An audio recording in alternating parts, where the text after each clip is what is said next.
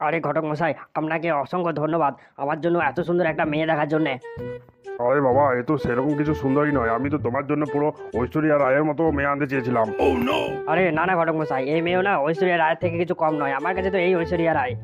তো আপনি শুধু এসে আমার বিয়েটা একটু ভালোভাবে দিয়ে দেবেন, ব্যাস তাহলেই হবে।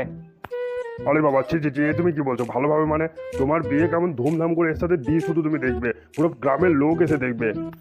তোমার এসব বিষয় নিয়ে কোনো চিন্তা নেই বাবা। আমি মেয়ে মা বাবাকে অলরেডি ডেকে পাঠিয়েছি, ওরা নিশ্চয়ই চলে আসছে। আচ্ছা আচ্ছা, ঠিক আছে ঘটক মশাই, ঠিক আছে। কই ঘটক মশাই, আপনারা এসেছেন? আরে আসুন দিদি আসুন। হ্যাঁ, 10-15 মিনিট হয়ে গেল আমরা এসেছি। ও, তা ভালো করেছেন ভালো করেছেন। বলছি ছেলেটাকে বেশ ভালোই পছন্দ করেছে আমার মেয়ে। আরে দিদি, সেই জন্যই তো এরকম একটা ছেলে নিয়ে এসেছি, যাতে আপনার মেয়ের এক জায়গাতেই পছন্দ হয়ে যায়। আমি অনেক কষ্ট করে খুঁজে এরকম একটা ছেলে আপনার মেয়ের জন্য নিয়ে এসেছি, যাতে আপনার মেয়ে একবারেই পছন্দ হয়ে যায়। হ্যাঁ, সেসব তো ঠিকই আছে, আমার মেয়ের ছেলে পছন্দও হয়েছে, কিন্তু কি হলো দিদি? ছেলের মেয়ে পছন্দ, মেয়ের ছেলে পছন্দ, তাহলে এখানে আবার কিন্তু কোথা থেকে আসছে? আসলে ছেলের বয়সটা তো একটু বেশি, ওটাই একটু সমস্যা আর কি। সেই জন্যই আর কি আমার বিয়ে দিতে একটু সংকোচ বোধ হচ্ছিল। আরে দিদি, ওসব ছাড়ুন। এখনকার দিনে বয়স টয়স কেউ দেখবে না। ছেলে সরকারি চাকরি করে, ওটাই সবাই দেখবে। আরে বাবা, সেই জন্যই তো সব মন থেকে সংকোচ টঙ্কোচ বের করে দিয়েছি, সেই জন্যই তো আমরা বিয়েতে রাজি হয়ে গেছি। সত্যি ঘটক মশাই, প্রথমে মেয়েটাকে দেখে আমি পুরো পাগল হয়ে গিয়েছিলাম। তাই নাকি বাবা? এখন আমিও খুব খুশি যে তোমারও মেয়েটাকে খুব পছন্দ হয়েছে।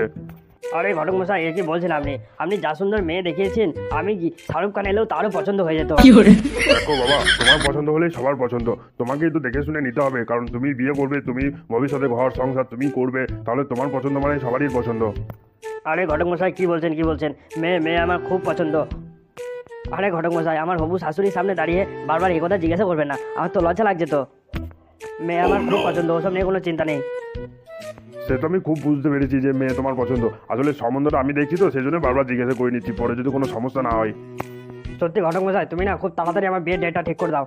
আমার আর তর্স হয়েছে না, এরকম মেয়ে হাত থেকে চলে গেলে তখন আর আমি মেয়ে পাবো না। হ্যাঁ বাবা, হ্যাঁ, আমি বুঝতেই পারছি যে তোমার বিয়ে করার জন্য আর তর্স হয়েছে না। দাও, আমি বিয়ে ডেট ঠিক করে নিচ্ছি, তোমার অত টেনশন নেই। যত তাড়াতাড়ি সম্ভব আমি ডেট ঠিক করে নিচ্ছি। কিন্তু বাবা, তোমার বাড়ির লোকেও তো সাথেও তো একবার কথা বলা হলো না। তাই তোমার বাড়ির লোকের সাথে তুমি একবার কথা বলে না, ওরাদের মতামতটা নিয়ে নাও, কি বলছে দেখো। ওসব বাড়িটাই লোকের সাথে কি বলতে হবে না কি করতে হবে ওসব আপনি করবেন। হ্যাঁ, আমার বিয়েটা কিন্তু তাড়াতাড়ি ঠিক করে দিন, এটাই ব্যাস। আচ্ছা আচ্ছা, ঠিক আছে, আমি দেখি কি করা যায়। তা দিদি, বলছি আপনাদের আর কোনো অমল নেই তো? ছেলে কিন্তু হচ্ছে একদম সোনার টুকরো ছেলে, একদম লাখে একটা। যদি আপনাদের কিছু অমত থাকে তাহলে বলতে পারেন। আপনার মেয়েকে একদম রাজরানি করে রাখবে। সরকারি চাকরি করে বটে, রেলে চাকরি করে। হ্যাঁ হ্যাঁ, সে তো বুঝতেই পারছি যে আমার মেয়েকে ও রাজধানী করে রাখবে, সেজন্যই তো বিয়েটা দিচ্ছি। আর আমার মেয়ে বলছিল ছেলেটাকে নাকি ও আগে থেকেই চেনে।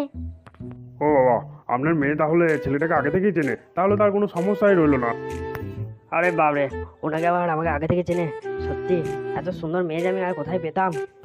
তাহলে দিদি আর কোনো অসুবিধা নেই, তাহলে বিয়ের দিনটা ফিক্সড করে ফেলি নাকি? আচ্ছা আচ্ছা, ঠিক আছে তাই করুন, কিন্তু তার আগে ছেলের বাড়ির লোকের সাথে একটু কথা বলে নিলে তো ভালো হতো, তাই না?